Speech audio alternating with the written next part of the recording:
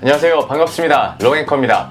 오늘은 이 보험에 대한 이야기 해보도록 하겠습니다. 이 보험이라는 게 그렇습니다. 이 큰일을 당했을 때 도움이 되기도 하지만 평소에 이걸 신경 쓰려면 좀 귀찮기도 하거니와 이 매달 나가는 돈이 좀 아깝게 느껴지기도 하고요. 이 중간에 해약이라도 한다면 되게 손해보는 느낌이고 그렇거든요. 근데 또 아무것도 안 하자니 불안하고 나중을 위해서 나도 뭔가 대비는 해야 될 것 같고, 그래서 다들 실비나 상해보험, 생명보험 다 들고 있는 거잖아요. 그런데 내가 만약 미래를 준비하는 마음으로 보험도 들고 보험료도 매달 꼬박꼬박 냈는데 나중에 정작 필요할 때 보험금을 못 받거나 혹은 분쟁이 생기거나 혹은 가입 당시와는 조금 다른 내용을 듣게 된다면 이거 열받겠죠. 이 대표적으로 암보험 입원금으로 인한 분쟁이 있었는데 또 한 번의 논란거리가 되고 있는 보험 상품이 있습니다. 그게 바로 치매보험인데요. 그래서 오늘은 이 치매보험에 대한 이야기 한번 해볼까 해요.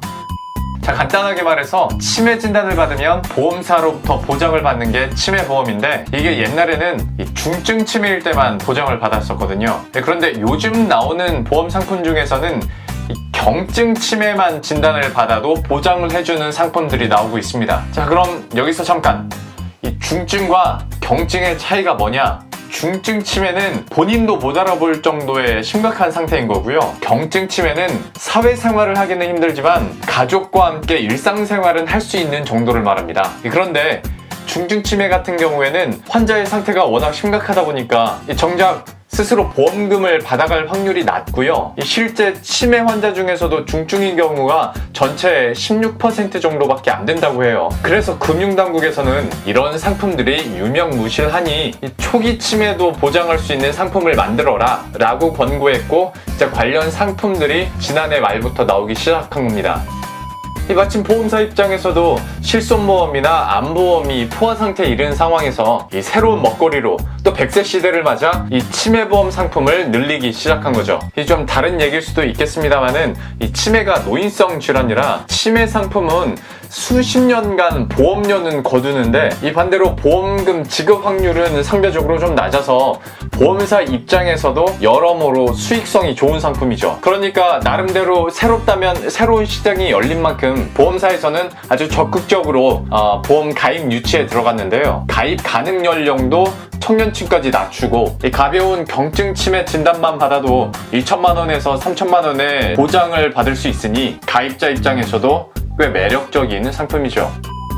이 보험사 입장에서는 수익성이 높은 상품을 파는 거고, 이 가입자 입장에서는 가입도 쉬워지고 보장은 더 늘어나니까 얼핏 들으면 이게 서로 윈윈하고 좋을 것 같은데 그럼 뭐가 문제냐 싶을 수도 있어요. 자, 현재 금융당국이 걱정하는 건 이거예요. 보장 수준이 과한 데다 경증 치매는 그 기준이 워낙 모호해서 가입자가 의사들과 짜고 가짜 허위 진단을 받아갖고 올 가능성이 높아서 보험 사기를 유발할 수 있다는 겁니다. 이 치매보험 같은 경우에는 중복 가입 한도 제한이 없는데요. 그러다 보니까 여러 보험사에서 중복으로 상품을 가입해 놓은 다음에 경증 치매 진단만 받으면 한 번에 수천만 원의 보험금을 탈 수가 있는 거죠. 그러니까 금융당국에서는 이 상품과 관련해서 유의 공문도 보내고 중복 가입 여부도 따져봐야 한다고 권고를 한 겁니다. 이 보험업계에서도 이런 문제를 인지하고 4월에는 한도 제한을 새롭게 짤 것으로 보입니다. 자, 이렇게 보험업계에서 지금 핫한 치매보험에 대한 문제점과 허점들을 말씀드렸는데요. 아직 언급하지 못한 또 다른 문제들, 더 큰 문제의 가능성들이 남아 있습니다. 그건 다음 영상에서 정리해 드릴 테니까요. 조금만 기다려 주시고요. 그 기다리는 동안에 구독과 좋아요 한 번씩만 눌러주시면 매우 감사하겠습니다. 그럼 저는 금방 다시 돌아올게요. 안녕!